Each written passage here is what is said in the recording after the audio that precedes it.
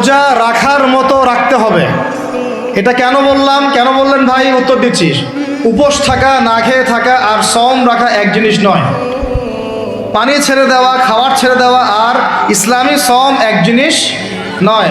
অনেক ধর্মের মানুষ খাবার পানি ছেড়ে দিয়ে থাকে, উপাস থাকে, থাকে না?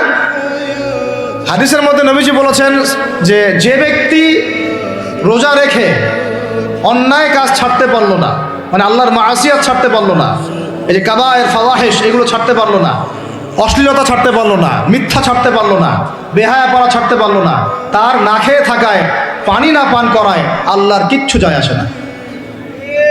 আর রোজার বিষয় বুঝলাম। রোজা কাকে বলে ভাই? মানে রোজা মানে হচ্ছে আমি আল্লাহ পাকের সমস্ত নিষেধ ছেড়ে দিব।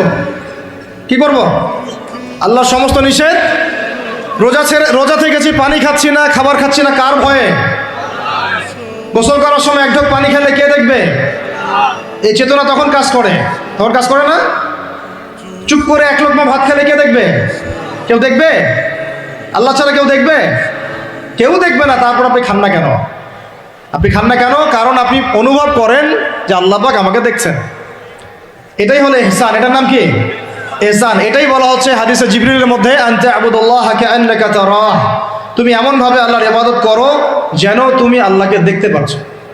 ওয়া ইল্লাম তাকুন তারাহু, তুমি যদি আল্লাহকে দেখতে না পারো জেনে রাখো ফাইন্নাহু ইয়ারাক, আল্লাহ পাক তোমাকে দেখছেন। এটাকে বলে আল্লাহ কনসিয়াসনেস বা ইহসান বা তাকওয়া।